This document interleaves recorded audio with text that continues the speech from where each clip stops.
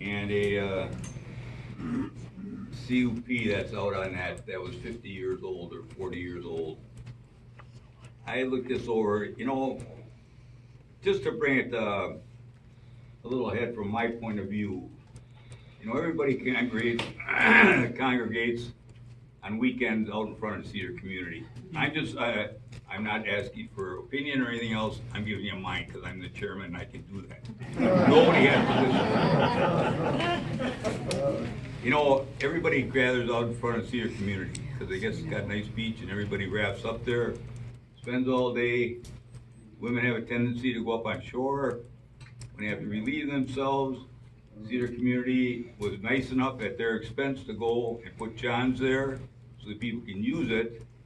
And all of a sudden, people are arguing about two boats in front of Cedar Lake with the 1,200 that are on Big Cedar Lake that don't belong to Cedar community.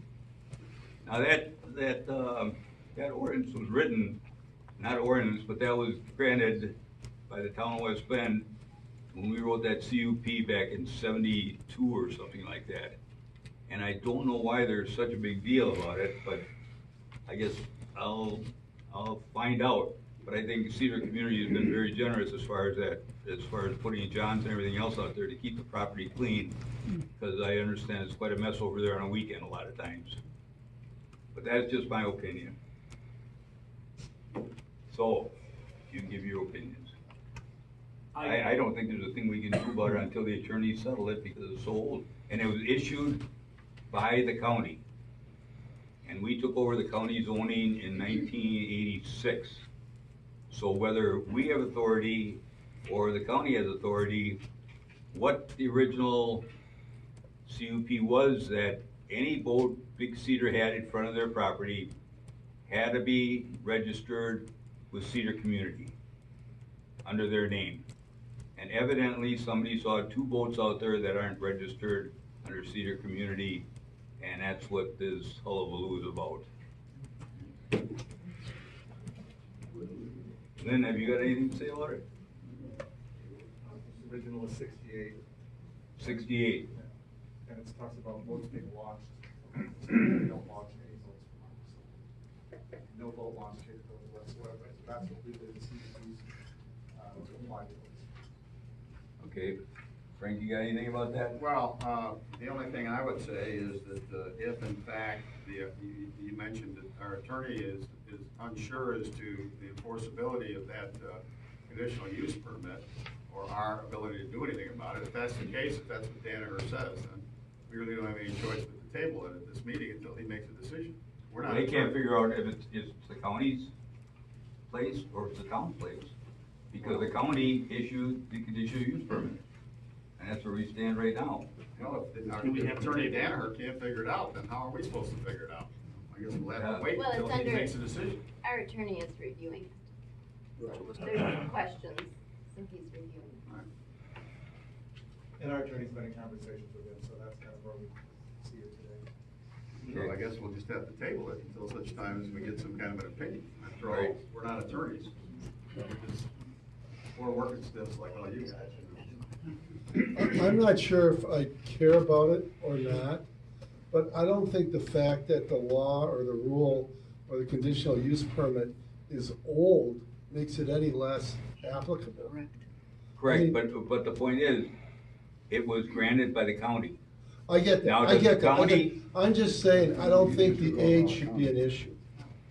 That's my only point. I get We the just point. have no idea if the county is supposed to enforce it. I get Or that. when they turned over the zoning to the towns in '86, are we responsible for it? I agree that. Wait Wasn't for that part of attorney. the zoning? Just so everyone's aware of it as well, there's been some conversation about this among some of you, I believe, but the state passed another one of their laws last year called Rule 67, Act 67, which has thrown this whole conditional use permit thing into a state of confusion. And we right now, because it's so confusing as to what you can enforce and what you can't enforce and how you can even issue a conditional use permit anymore, we currently have a moratorium on issuing conditional use permits for the town, and a lot of other towns do too. This is not just a problem for the town of West Bend. This is a problem for all the towns in the whole state. And so until, this is another problem that I think the attorney's probably wrestling with is, are these old conditional use permits governed by Act 67? And if they are, how does that work? And until that gets resolved, we're really not much of a position to do anything about these things. It's very confusing, it's very difficult from a legal standpoint. Everyone's confused about it, including our zoning administrator and a lot of other people in those kinds of positions who are professionals. We're trying to figure this out. The attorneys can't figure it out. So this is another one of the problems that we're countering with these. What do we do with these old conditional use permits, and how do we issue new ones? If we do issue new ones, under what sets of circumstances? It's just gotten very difficult to try and decide these. So in this particular case, we're just not in a position to do anything as far as this particular application. I have a question. Do we have any control over the location of the buoys?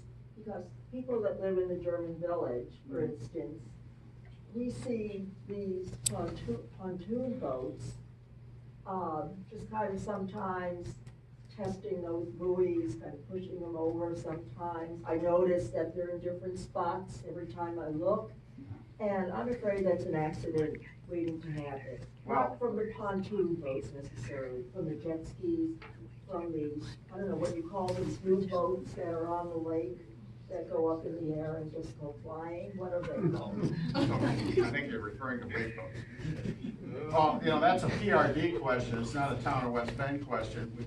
I don't know, Dan Carroll is here. He's in charge of the enforcement on the PRD. Do you want to address that, Dan, or would you take a pass on that? I mean, as far as where buoy locations go, is I believe was the question, they're permitted by the DNR to where we can put the buoys. So there's an application process that goes through the DNR. They approve it. We place the buoys where they're approved to go. All the big cedars, slow and awake buoys are placed at 150 feet from shore where they're permitted to go. So I guess to answer your question, yes, they are supposed to be in a specific location. Well, I think Eugenie's question was, it appears that some people are moving them. So are we, It is illegal Lake to tamper Patrol with a reviewing them and replanting them once in a while? If someone's moving in, there's a forfeiture through the state of Wisconsin for that. There's a long chain on them too. So they do move. And then when the wind comes from the other way, it comes fast. Right, there's a little give on them for the wind, because of different depths or whatever it is.